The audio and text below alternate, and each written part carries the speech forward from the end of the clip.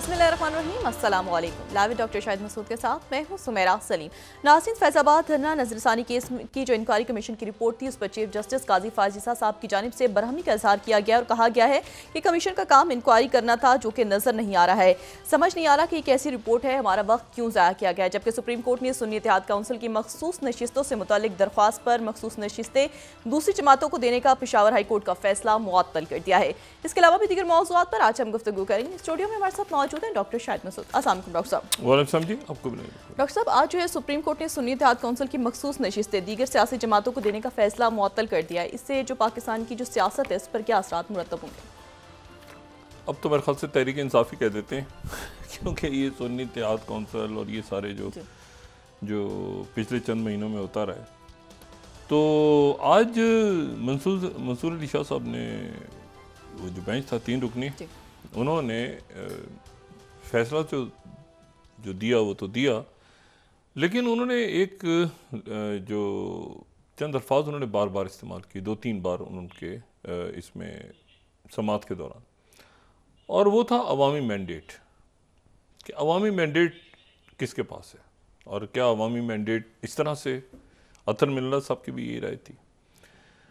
और इसमें अब हुआ ये है कि एक तो ये है कि इस ये जो अरेंजमेंट है ये टूट रहा है, बिखर रहा है, बिखर चुका है निज़ाम जो भी था। ये गैर फितरी सा एक निज़ाम था और इसको 2/3 अक्सरियत भी जो है वो अब नहीं है इनके पास।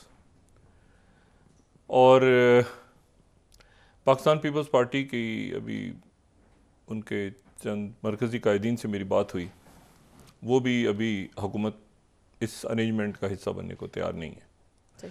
वो जो खबरें चल रही थी कि पीपल्स पार्टी वजारतें ले रही है, तो कुछ उनके अंदर उनके जो अहम रहनुमा हैं वो ये जो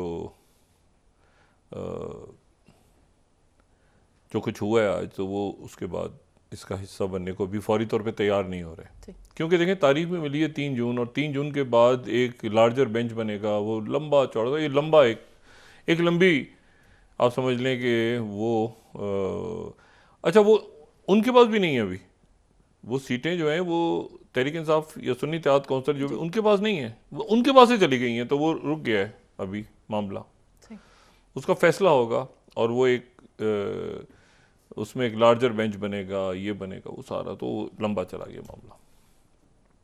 एक तो ये हुआ है, तो 2/3 अक्सरियत इनके पास नहीं है। और कॉन्स्टिट्यूशनल अमेंडमेंट अगर इन्होंने करनी थी एक्सटेंशन के हवाले से, जो कि मुझे नहीं पता कि ये क्यों इन्होंने बात की थी इस मरले पे।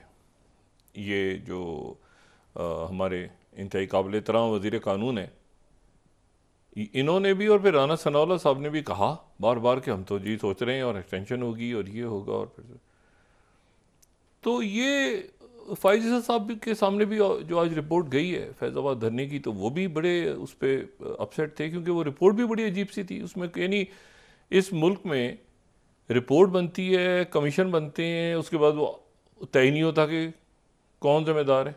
यानी आज की जो रिपोर्ट थी वो एक, बचपन में वो एक इश्तिहार आता था, वो प्यारे बच्चों कीवी क्या है, कीवी एक परिंदा है, तो वो उस किस्म की कमीशन की रिपोर्ट थी। उसमें तो फाइज़ साहब ने कहा कि भाई इसमें जिम्मेदार कौन है, इसका किसने बनाई है, क्या हुआ, तो वो फिर पता नहीं क्या उसका हतमी, क्या उसका डिसीजन हुआ, क्या मामला हुआ। तो ये अब जो है ये इस अरेंजमेंट जो है उसके उसके लिए मसाइल हैं। एक तो ये देखें, ये तो अदालत के अंदर ये कोई ऐसी चीज़ नहीं है जो मेरा ख्याल है कोई फेवर दी गई हो। ये तो था ही गलत, एक चीज़ ही गलत हुई थी कि जी मखसूस नशिस्तें उठा के उधर से उधर दे दी, फिर वो उधर से उधर, तो अजीब सा ही मामला था। लेकिन आगे जो मामलात हैं, 2 मामलात ऐसे हैं जो फौरी तौर पे जो हमारे ये जो अरेंजमेंट है उसको, और ज़ाहिर शहबाज शरीफ उसको देख रहे हैं, शहबाज शरीफ साहब, उनको ज़रा थोड़ा सा मोहतात होना चाहिए। पहली बात तो ये है कि ये फिर वो बच्चों का ड्रामा, वो जो टोपी नहीं होती, इसकी टोपी उसके सर, उसकी टोपी उसके सर, वो जो म्यूज़िकल चेयर, वो भाई ये गंदम का मसला किसके सर पे रखना है, टोपी किसके सर पे रखनी है। वो आज नवाज शरीफ साहब ने एक इजलास बुलाया हुआ था, वो नवाज शरीफ साहब इस पर बोलेंगे, ये मैं बताऊँ आपको। ये मुझे पता नहीं क्यों इस बात का पे एहसास है कि नवाज शरीफ साहब कुछ कुछ करेंगे, कुछ बोलेंगे। उनकी हुकूमत है और ना ये निगरान हुकूमत के वक्त में वो थे मुल्क में, यानी फैसला साजी में, ना उससे पहले वो मौजूद थे, ना उसके बाद वो फैसला साजी में थे। तो ये सारी टोपी उनके, ये पंजाब के अंदर किसान जो हैं, ठीक है, तो नवाज शरीफ साहब इसके ऊपर बोलेंगे, वो बोलना चाहिए उन्हें। मतलब वो कवर अप क्यों करें? नवाज शरीफ साहब का तो इस पर कई दूर दूर तक ताल्लुक नहीं है ना। अच्छा, अब सारा दिन ये खबरें चलती रहेंगी जी वो शहबाज शरीफ साहब नवाज शरीफ साहब से मिलेंगे और वो कमेटी का इजलास हुआ, फिर वो इधर आ गए, शहबाज शरीफ साहब मुलाकात ही नहीं हो सकी। वो कमेटी की जो रिपोर्ट है वो शायद रात तक बनेगी, कल बनेगी। वो कमेटी में जो बैठे हैं लोग वो भी डरे हुए हैं, किसका नाम हम लें, किसका ना लें, क्या है। लेकिन ये मसला इतना बड़ा है गंदम का कि इसने आना तो है ना सामने। उन हालात में जब आप बाहर के मुल्कों से, आपकी मईशत की जगह पे खड़ी है, आप कह रहे हैं टैक्स लगेंगे और ये होगा और जनाब बिजली के बिलों पे और गैस के बिलों पे, और लोगों की एलसियाँ नहीं खुल रही हैं और परेशान लोग, ताजिर बरादरी कभी इधर जा रही है, कभी उधर घूम रहे हैं, उधर जा रहे हैं, और आप उनसे जनाब यहाँ $1.5 अरब की एलसी खुल के और गंदम आ गई। और वो अब देखें, मैं तो इसको, अब मुझे तो ये समझ ही नहीं आ रहा कि हमने जो रोटियाँ खाई हैं उसमें क्या गंदम में कीड़े थे। मतलब गंदों में कीड़े पड़े हुए हैं और वो कीड़े पड़े हुए गंदों बिक गई है, बिकेगी या क्या है, खुदा जाने मामला। तो ये जो है, ये अभी उसकी रिपोर्ट आनी है। फिर उसके बाद एक और मामला कहीं सर पे खड़ा है, वो ये 45 और 47 फॉर्म्स का है। अभी ट्रिब्यूनल बैठे हैं ना, तो वो 45 और 47 फॉर्म्स भी कहीं खुलने हैं सामने। और वो जो है वो देखें, वो मेरी बात हुई इन दोनों शख्सियात में से एक शख्सियत से ऑफ द रिकॉर्ड, यानी जो हनीफ अब्बासी साहब और अनवारुल्लाह काकड़ साहब में से एक शख्सियत से ऑफ द रिकॉर्ड बात हुई। एक तो टीवी पे बात कर रहे हैं ना, एक ऑफ द रिकॉर्ड बात हुई। ये वाकया जो है ये बिल्कुल बड़ा संगीन मामला, ये बड़ा, यानी प्रॉपर उन्होंने कहा कि अच्छा मैं निकालूँ, ये धमकी लगाई बाकायदा उन्होंने 47 फॉर्म ये वो। क्योंकि मसला ये है कि वो उनके सर पे डाल रहे हैं, वो उनके सर पे डाल रहे हैं, वो उनके सर पे डाल रहे हैं, वो सारे। और नदीम अब्दुल कह रहे हैं कि क्राइम पार्टनर्स इन क्राइम में, ऐसा सख्त लफ्ज़ चंद साहब ने इस्तेमाल किया 2 रोज़ पहले प्रोग्राम में। तो ये किसी ना किसी के सर पे तो जाएगा ना मामला, कैसे हुआ गंदम, क्या हुआ। अब चीनी मंगाने की बातें भी हो रही हैं। तो ये शहबाज शरीफ साहब को फौरी तौर पर या नवाज शरीफ साहब को बढ़ के मामला को संभालना चाहिए कि ये भाई उनकी हुकूमत है और उनकी हुकूमत मरकज़ में भी है और सूबे में भी है। तो ये क्या हुआ, क्या है आखिरकार। एक तो वो वज़ीर आज़म नहीं बने, ये फजूल बात है बिल्कुल। मैं इस बात को मानता ही नहीं हूँ कि वो नहीं चाहते होंगे कि मैं वज़ीर आज़म ना बनूँ और वो मुल्क में आके बैठ जाएंगे इस तरह ही। नहीं, क्या हुआ उनके साथ, क्या मामला आखिर में हुए, ये नवाज शरीफ साहब को बताना चाहिए और बताना पड़ेगा उनको। ये जो है ना, मुस्लिम लीग की सदारत ले ली और वो सेक्रेटरी जनरल, वो भाई ख्वाजा साद रफ़ीक साहब इस वो ज़िंदगी में जितनी सियासत उन्होंने देखी है उसमें क्या उनका सेक्रेटरी जनरल बनना इंपॉर्टेंट है इस वक्त। देखिए ना, साद रफ़ीक साहब का जो कद काट है सियासी, वो तो इससे बुलंद है। अब ये कि वो कर दिया गया, वो यूँ नहीं है, ऐसे नहीं है, ये नहीं, इश्यूज़ कुछ और हैं, वो गहरे इश्यूज़ हैं, वो बड़े इश्यूज़ हैं मुल्क के और सियासत में भी, और तलखी है इस वक्त। तो ये इनको बताना चाहिए कि भाई क्या हुआ है, ये पैसा किसने खाया है, या ये कि पैसा ही नहीं खाया। वो जो रिपोर्ट आई है आज, ये जो फाइज़ साहब के सामने रिपोर्ट आई है, प्यारे बच्चों कीवी क्या है, कीवी एक परिंदा है, ये रिपोर्ट थी ना एक, तो ऐसी रिपोर्ट ही ना आ जाए ना कहीं ये। तो अच्छा, ऐसी आ नहीं सकती क्योंकि ये मीडिया में इतना ज़्यादा और अवाम में और किसानों में, और आज अचकज़ई साहब और PTI वो तो ज़ाहिर निकलेंगे और उससे हटके भी लोग बेजार। ये आप देखें ना, पीपल्स पार्टी बोल रही है इस पर मुस्लिम लीग नून के लोग बेजार रहे हैं, वो कह रहे हैं कि क्या हो गया भाई। तो ये अब इन बहरानों से ये अरेंजमेंट कैसे निकलता है, अपने आप को कैसे निकालता है ये अरेंजमेंट, ये देखना है मुझे। तो ये निज़ाम जाता हुआ, जब जाएगा तो जाता हुआ नज़र आएगा। तो ये तो मैं तो ज़्यादा इस पर कोई कमेंट नहीं दे सकता। मेरी तो एक स्टेटिक पॉलिसी है कि ये नहीं चल रहा सेटअप। अब आ जाएं जी आप कि इस सेटअप के साथ लिंक्ड हैं बड़े वाकयात और एक बहुत बड़ी जंग, और अचानक दुनिया जाके उसके दाने पे खड़ी हो गई है।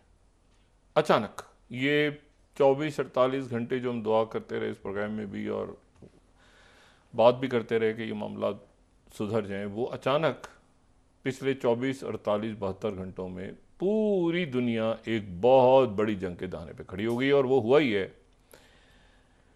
कि मुकम्मल तौर पे हमास ने कह दिया कि हम मुज़ाकरात ख़त्म कर रहे हैं, यानी तातुल का शिकार नहीं कर रहे बल्कि मुज़ाकरात को फ़िलहाल हम ख़त्म कर रहे हैं। और वो काहिरा से चले गए, और काहिरा से चले गए। और उसके बाद ये हुआ कि जो इसराइल की फ़ौज है उन्होंने रफ़ा यानी जनूबी गज़ा का इलाका, अब जो जनूबी गज़ा का इलाका है वहाँ पे अल सलाम, अल जनीहा, ये तबत ज़ेहरा, ये इन इलाकों पे उसने शदीद बमबारी की। और सारे जो वहाँ पे फ़लस्तीनी हैं, तकरीबन 1 लाख फ़लस्तीनी जो मौजूद हैं बेचारे जो यहाँ पे रह गए, उनको कहा है कि ये अलमवासी के इलाके में, छोटी सी जो पट्टी आपको नज़र आ रही है ना पिंक कलर की, गज़ा के सारे लोग उस पट्टी में पहुँच जाएं। हम हर जगह पे हमले शुरू करने लगे हैं, उस पट्टी पे सिर्फ हमला नहीं करेंगे। हालांकि वो जो पट्टी है वो इतनी छोटी सी, बहुत छोटा सा इलाका है, वो आप देखें नक्शे में जो नज़र आ रहा है, अगर 1 लाख बंदा वहाँ चला जाए। और ये वो इलाका है जहाँ पे NGOs को, डॉक्टर्स को यहाँ पे एयर स्ट्राइक्स में मारा गया। तो उनको कहा, तो वो अब इस वक्त तमाम लोग वहाँ पे जा रहे हैं और रफ़ा पे हमला शुरू हो गया। रफ़ा पे इसराइल ने हमला शुरू कर दिया।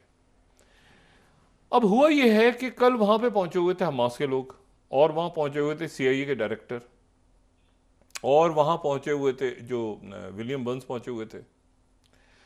और इस दौरान वो मामला तय भी हो गया था कि जी पहले मतलब है कि 3 फेजेस होंगे, और पहले मरहले में ऐसे होगा, दूसरे मरहले में ऐसे होगा। तकरीबन बात तय भी हो गई थी। इसराइल जो है आखिरी मिनट पे उसने ऐलान किया, बड़ी जज्बाती तकरीर की आके नेतन्याहू ने TV पे, और उन्होंने कहा कि हम तो किसी सूरत इसको नहीं मानते और हम रफ़ा पे हमला करने जा रहे हैं। और उन्होंने रफ़ा पे अटैक कर दिया। अच्छा, रफ़ा जो है, ये मैं पहले बात कह चुका हूँ कि ये जो है, ये मिस्र के लिए रफ़ा जो है एक रेड लाइन है। ये जो लोग हैं इनमें 6 लाख बच्चे हैं। ये जो लोग इस वक्त रफ़ा पे हमले के नतीजे में, ऐसे ये बड़े खुश हो रहे थे कि मौका मिल जाएगा, इनको बताया, मतलब ये बहुत ही बड़ा जुल्म हो गया है कि वो अचानक जो है इन्होंने रफ़ा पे 6 लाख बच्चे, 10 लाख में से 6 लाख बच्चे हैं। 6 लाख बच्चे जो हैं जिनको कहा जा रहा था कि जंगबंदी हो जाएगी और अब लोग आने वाले हैं, और एक आध दिन जैसे होता है ना, माँ बाप बहन भाई जला रहे होते हैं एक दूसरे को कि ख़त्म हो गए मुश्किल के दिन, ये हो गई। अब जनाब अचानक वहाँ पे बमबारी शुरू हो गई, और उसमें बेशुमार लोगों के शहीद होने की खबर है, और ये रफ़ा पे हुआ है। उनको टाइम भी नहीं दिया। ये पम्फलेट्स बांटे हैं इन्होंने सुबह, पम्फलेट्स अरबी में पम्फलेट्स गिराए हैं वहाँ पे, और उसमें उनको कहा है कि ये अलमसावी के इलाके में आप चले जाएं, हम यहाँ पे हमला शुरू करने वाले हैं। वो पम्फलेट्स, अरबी के पम्फलेट्स लोगों ने उठाए हैं, उस पर लिखा हुआ था कि इधर जाएं, इधर भागें। वो उधर भागना उन्होंने शुरू किया तो रास्ते में अटैक हो गए और बहुत सारे लोग उसमें शहीद हो गए। अब ये हुआ कि वो हमास का डेलीगेशन रात को उठ के चला गया, क्योंकि हमास ने ये कहा कि इसका गारंटर कौन है, ये जो मुआहदा तय पा रहा है इसका गारंटर कौन है। पहले तो आपने कहा था कि रशिया, फिर कहा था तुर्की और रशिया इंप्लीमेंट करवाना था उन्होंने एज अ गारंटर, लेकिन पहले इसका अमेरिका ने कहा कि हम गारंटर हैं। अमेरिका की बात पे हमास मान नहीं रहा था। हमास के लोगों ने कहा कि आप कह रहे हैं कि हम गारंटर हैं, उधर वो क्या कह रहे हैं कि मैं अटैक करूंगा रफ़ा पे, और रफ़ा पे वो हमारी इतलात ये हैं कि वो अटैक की प्लान कर रहे हैं, इसराइल प्लान कर रहा है।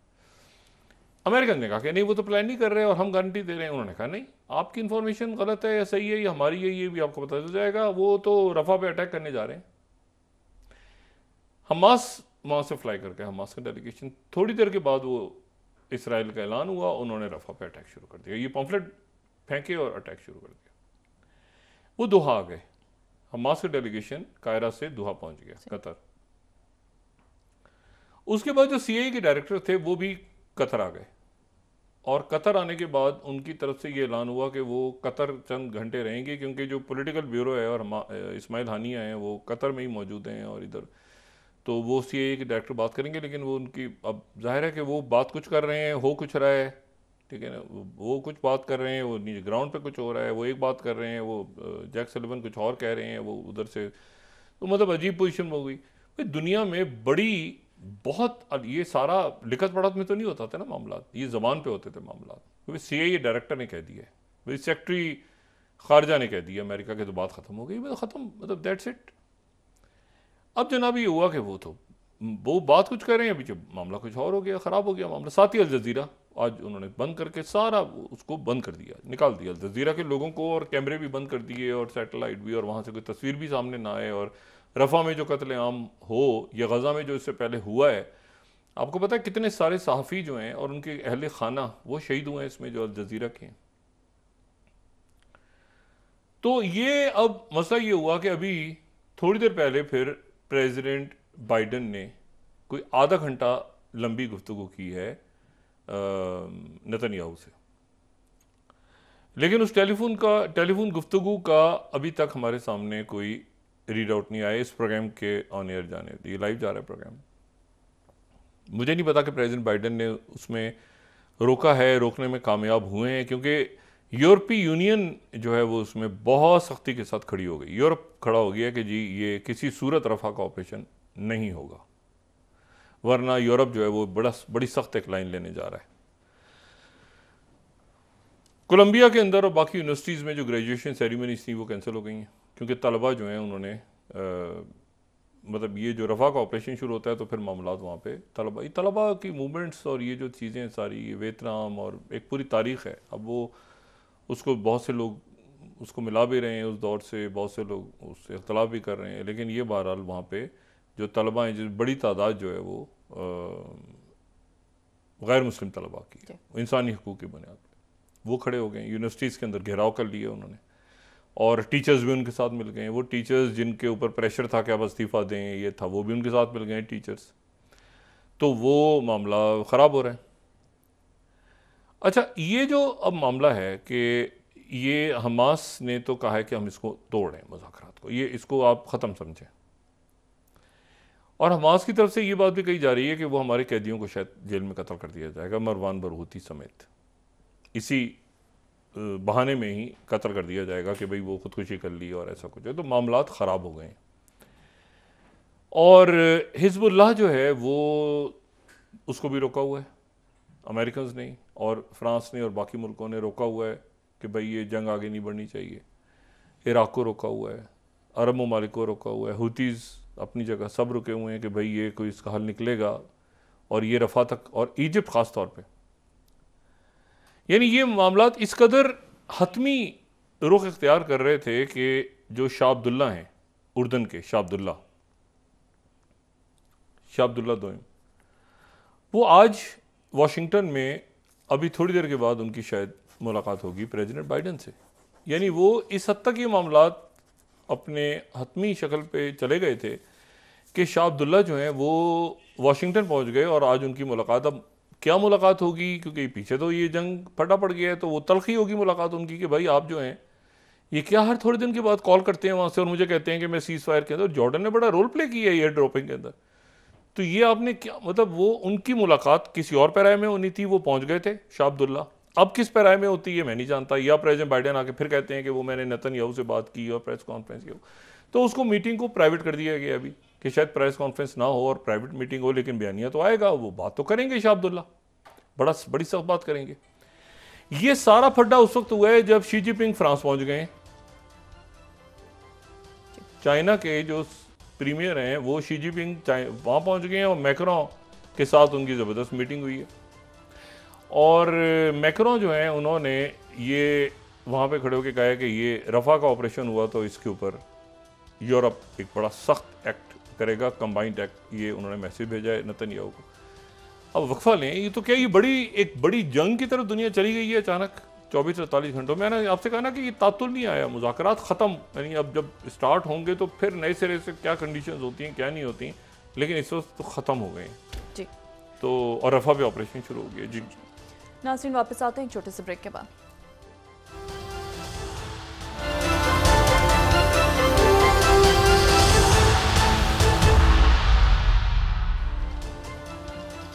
वेलकम बैक नाज़रीन। डॉक्टर साहब, आप जैसे बार बार कह रहे थे कि ये क्राइसिस टू क्राइसिस सेटअप जा रहा है, तो क्या अभी मजीद बहरान बढ़ेगा? इन बिल्ट जो है ना, इसमें बारूदी मवाद रखा हुआ है, ये गैर फितरी अलाइंस है। और ये कैसे बना है, कैसे देखें ना, अचानक जो है वो शहबाज शरीफ साहब मतलब पीपल्स पार्टी हुकूमत में नहीं है, उनको सपोर्ट कर रही है, वो उन बेंचेस पे बैठे हैं, वो उधर हैं। वो फिर ये हुआ कि 2.5 साल वाला मामला चला, वो भी बात नहीं बनी। फिर जरदारी साहब आए, फिर वो गवर्नर्स अनाउंस हुए। तो वो एक इस तरह हुकूमतें नहीं बनती ना, कोई उसका कोई सर पैर होता है कि सेटअप का, कि कैसे है, कोई इत्तेहाद, कोई मुलाकात, कोई बातचीत, बैठे बैठे फटाफट रात को तय हो गया। और उसमें नवाज शरीफ साहब, फिर उसके बाद वो दिन है और आज का दिन है कि वो इलेक्शंस के नताइज और जो भी कुछ हुआ, तो भाई नवाज शरीफ साहब, हुकूमत उनकी है, मुस्लिम लीग नून की हुकूमत, उनको आगे बढ़ना है और उनको बताना है कि भाई ये क्या हो रहा है। तो अब ये किसानों का एहतजाज जो है, ये तो अजीब सी बात है ना कि उनसे गंदम उठाई भी नहीं जा रही, यानी उनसे कोई ख़रीद भी नहीं रहा, और जो है वो एक दूसरे के ऊपर इल्ज़ाम डाले जा रहे हैं।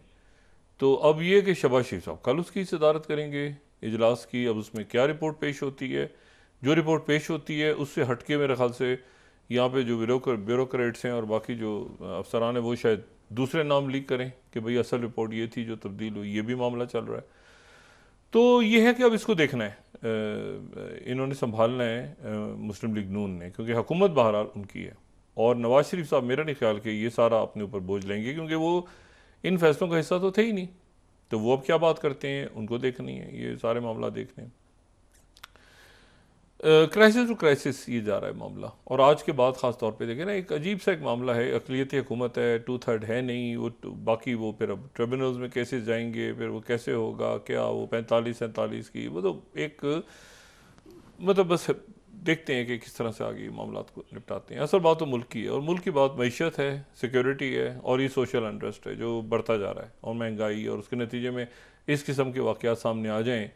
मुझे बताएं, आप बाहर से बात कर रहे हैं कि हमारे यहाँ सरमायाकारी हो और लोग दुनिया तैयार भी हो रही है, और साथ ही पता चल रहा है कि जी आप गंदम के पैसे खा गए अपने आवाम के, बाहर के तो बाहर से जो आता है उससे तो अलग खाते हैं, अपने किसानों के पैसे खा गए यहाँ पे।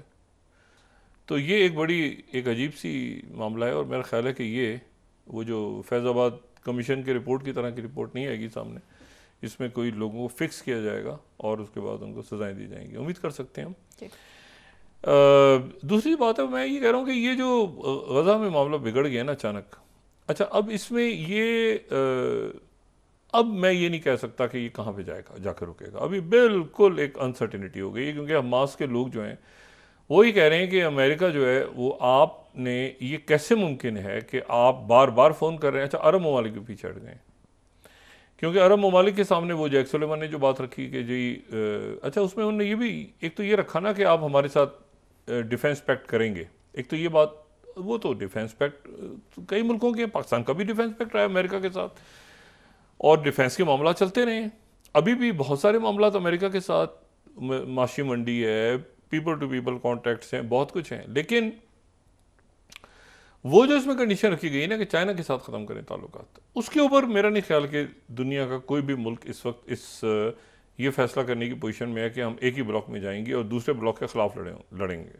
ठीक है, मुझे नहीं पता ये इंडिया ने क्यों ये फैसला किया है, लेकिन इंडिया ने बहरहाल फैसला कर लिया है।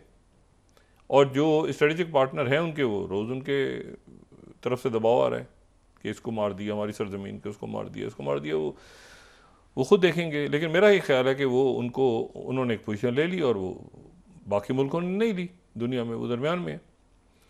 और इसके ऊपर तो कोई भी तैयार नहीं होगा कि वो मुकम्मल तौर पे चाइना, देखें चाइना जो है वो, आप बहुत सारी बातें, अमेरिका का ये जो 1945 के बाद का ऑर्डर था, इंटरनेशनल ऑर्डर, बहुत कुछ अच्छा लेकर आया। मैं हमेशा कहता हूँ, एजुकेशन, फ्री स्पीच, ये आपके जो यूनिसेफ जैसे अदारे, क्लाइमेट के ऊपर बात हो रही है, बहुत कुछ अच्छा भी उन्होंने दिया है, तालीम, ये सारा। लेकिन वो फिर जब आप अपने असूलों से हटते हैं ना, और कत्लेआम हो रहा होता है 2024 के अंदर, और दुनिया देख रही होती है तमाशा, और इससे पहले जो कुछ अफगानिस्तान या इराक़ या इधर उधर हुआ, तो फिर अब वो नस्ल मज़ीद नौजवान जो हैं वो इसको दुनिया के इसको सुनने को तैयार नहीं है, कि ये ना यकीन करने पे तैयार है। और अब तो हुक्मरान भी तैयार नहीं है कि भाई वो दरमियान में पड़े। और मैंने आपसे कहा ना, शाह अब्दुल्ला वाशिंगटन में पहुंचे हुए हैं इस बात के लिए कि ये ऐलान हो जाएगा, तो उसके बाद किस तरह से मामला हुआ, और वो पीछे पता चला कि वो नेतन्याहू ने रफा पे अटैक कर दिया। अब ये इजिप्ट के लिए, अब यानी इजिप्ट ऐलान कर चुका है कि अब इजिप्ट के लिए इशू हो गया कि भाई क्या आपने तोड़ना है मुआहदा या रखना है, क्योंकि मुआहदा तोड़ दिया तो फिर उसके बाद खुली जंग इसराइल से।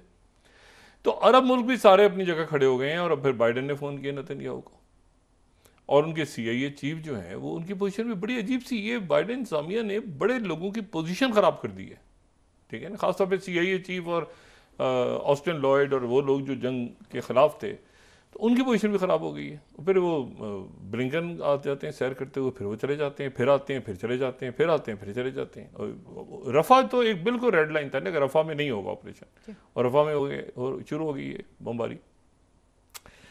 अच्छा, अब इसमें साथ जो दूसरी बात है ना, मैंने कहा लिंक, ये सारे मामला लिंक हैं, सऊदी अरेबिया, UAE, कतर, आगे पीछे दाएं बाएं, ये सारे मामला। और वो जो है वो शी जिनपिंग जो हैं चाइना के, वो फ्रांस में, और फ्रांस में उनकी मैक्रोन से बात हुई है बड़ी अच्छी। अच्छा, मैक्रोन जो है वो अब यूरोप की क़यादत कौन करेगा आगे, ये भी एक सवाल पैदा हो रहा है ना। देखें, पहले तो ब्रेग्जिट से पहले तो बरतानिया की बड़ी स्ट्रॉन्ग पोजीशन थी यूरोप के अंदर। ब्रेग्जिट हो गया तो बरतानिया इस वक्त मुकम्मल तौर पे मुताज है अमेरिका का, यूरोप अपनी जगह खड़ा है। अब वहाँ पे फ्रांस करेगा, जर्मनी करेगा, ठीक है, या कोई दूसरे मुल्क वहाँ से उभर के सामने आएंगे, वो बात करेंगे नेटो के, या एक होता है ना एक EU बना हुआ है, अच्छा 27 मुल्क हैं, लेकिन उनमें जाहिर है कि अलग अलग पॉलिसीज हैं सबकी। एक तो मैं कहता हूँ ना, EU का अभी हमें पता ही नहीं असल में यूरोप की क्या शक्ल होगी। एक EU है, एक नेटो है, एक जो है शेंगन है, तो मतलब है कि यूरोप, उसके अंदर ही बहुत सारे जो है ना मुख्तलिफ फोरम्स बने हुए हैं जिनके ऊपर जो है वो, एक ईस्टर्न यूरोप है, कुछ मुल्क जो है वो चाइना के बेल्ट एंड रोड का हिस्सा बन गए हैं, कुछ नहीं है। तो ये अभी क्लैरिटी होनी है कि यूरोप क्या है, और यूरोप क्या कोई एक कॉन्टिनेंट भी है, या यूरेशिया के साथ है, क्योंकि वो तो सरहदें लगती हैं उसकी रशिया से। अच्छा, तो ये उसके बाद सर्बिया और फिर हंगरी। लेकिन आज जो मुलाकात हुई, एक तो उसमें EU की सरबराह थी, उसमें उन्होंने भी बात की यकीनन, और फिर उसके बाद मैक्रोन जो है वो पहाड़ी इलाका है बड़ा खूबसूरत सा, तो वहाँ पे प्रीमियर शी जिनपिंग के साथ आज डिनर वगैरह करेंगे, और बड़ा वो एक खूबसूरत जगह है फ्रांस की, तो वहाँ पे वो उनके ज़ाती मेहमानों के स्टेट लेवल पर उनका इस्तकबाल हुआ है। अच्छा, अब इसमें इशू ये है सारा कि ये उस वक्त हो रहा है जब ज़ाहिर यूक्रेन डिस्कस होगा, मगर कैसे होगा, क्या बात होगी। चाइना तो एक पीस प्लान लेकर आ चुका है, पहले ही चाइना तो पीस प्लान एक भेज चुका है ना कि हम यूक्रेन की इस तरह से जंग करवाएंगे, उसको रिजेक्ट कर चुका है यूरोप। तो अब यूरोप क्या बात करेगा, किस तरह करेगा, ये स्ट्रेट टॉक बड़ी मुश्किल होती है, ख़ासतौर पर अगर मैक्रोन ने बात करनी है शी जिनपिंग से, या स्ट्रेट टॉक तो कोई ना कोई तो उसका निकलेगा ना कि क्या बात की हमने, भाई यूक्रेन पे क्या स्टांस लिया। अच्छा, इसी दौरान ये हुआ है कि जो टैक्टिकल न्यूक्लियर वेपन्स हैं, क्योंकि इन्होंने कहा कि हम अपनी फ़ौजें भेज रहे हैं, तो अब ये खबर आ रही है कि रशिया ने टैक्टिकल न्यूक्लियर वेपन्स अपने ईस्टर्न जो उनका यानी ये जो ईस्टर्न यूक्रेन की साइड है बिल्कुल, वहाँ पर उन्होंने टैक्टिकल न्यूक्लियर वेपन्स वगैरह ये क्लेम कर रहे हैं मगरबी मीडिया। और पुतिन पहले भी कह चुके हैं कि हमें अगर ये मामला हुआ तो हम इस पे टैक्टिकल न्यूक्लियर वेपन्स, और हम जाएंगे, हमारी अगर बका को मसला हुआ और ये यहाँ तक पहुँचे तो हम किसी भी हद तक जाएंगे। तो इस वक्त रशिया ने भी अपना प्रेशर बढ़ा दिया है कि भाई शी जिनपिंग आए हुए हैं, तो हम भी अपना प्रेशर बढ़ा के रखें, और अमेरिका ये फंस गए सारे मिडल ईस्ट के अंदर, तो हम भी प्रेशर बढ़ा के रखें अपना, ताकि जो भी बात हो तो हमारे फ़ायदे में ही होगा, जंगबंदी आगे पीछे। अभी तो मुझे नहीं यूक्रेन की जंगबंदी नज़र आ रही फौरी तौर पर, अभी तो ये है कि ये जो मामला ख़राब हो गया। देखें, ये था ना तातुल आ गया, पहले ये खबर चली सुबह कि हमास के लोग आज कतर में रात को बात करेंगे अपनी क़यादत से, और कल दोबारा कायरा पहुंच जाएंगे, और जो CIA के चीफ हैं वो कतर में मुलाकात होगी, और कतर के बाद वो जाएंगे नेतन्याहू से मिलने। लेकिन दरमियान में फिर ये हुआ कि चूँकि इन्होंने अटैक कर दिया रफ़ा पे, तो उसके नतीजे में ये हुआ कि हमास ने एक तो मुज़ाकरात तोड़ने का ऐलान कर दिया कि हम नहीं जा रहे अब कायरा, और दूसरी बात यह कि अमेरिका भी इसमें हम बिल्कुल नहीं मानते इनकी सालिसी और ये किसी किस्म का रोल। और साथ ही जो है वो जो शाह अब्दुल्ला वहाँ पे मौजूद है। मैंने कहा कि वो बाइडेन अब उनसे क्या बात करते हैं, किस तरह सामने आते हैं कि जॉर्डन का के बड़े स्टेक्स हैं। तो ये और अब ये अच्छा, फिर ये तय हुआ था कि जो CIA के चीफ हैं वो कायरो नहीं जाएंगे वापस, बल्कि वो कल तल अवीव जाएंगे और तल अवीव में उनकी नेतन्याहू से मुलाकात होगी और नेतन्याहू को वो रोकेंगे सब कुछ। नेतन्याहू ने पहले हमला कर दिया रफा पे। अच्छा, 1 लाख लोग हैं, मैंने पहले भी आपसे बात की ना, 1 लाख, और 1 लाख में से जो तकरीबन 6 लाख हैं वो बच्चे हैं। और पूरा रफ़ा जो है, यानी पूरा रफ़ा, पूरा गज़ा, वस्ती गज़ा, शुमाली गज़ा, उसके ऊपर भरपूर नए सिरे से, यानी जिसके बारे में कहा जा रहा है, इसराइल कह रहा है कि जिसमें अभी 6-8 महीने लगेंगे, हो सकता है 2027 तक जंग चलती रहे, हो सकता है या ख़त्म, वो उनका कत्लेआम करने के लिए इस वक्त वो कत्लेआम असल में शुरू हो चुका है।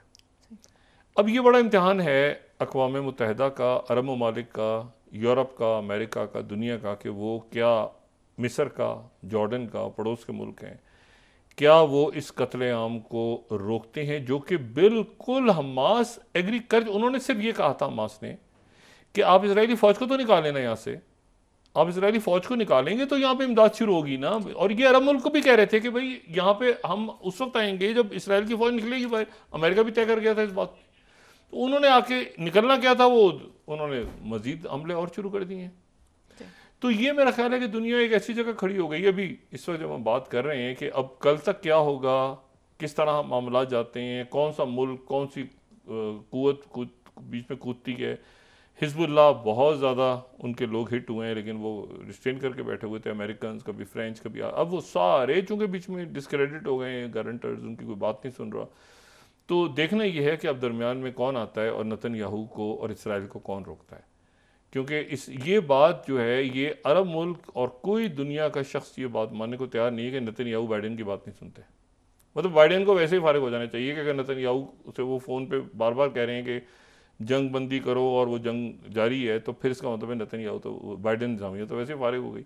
साथ ही ये जा रहा है मामला ट्रंप की तरफ, इलेक्शंस की तरफ, और हर गुजरते दिन के साथ वहाँ पे जो पोल्स आ रहे हैं उसमें ट्रंप ताकतवर नज़र आ रहे हैं।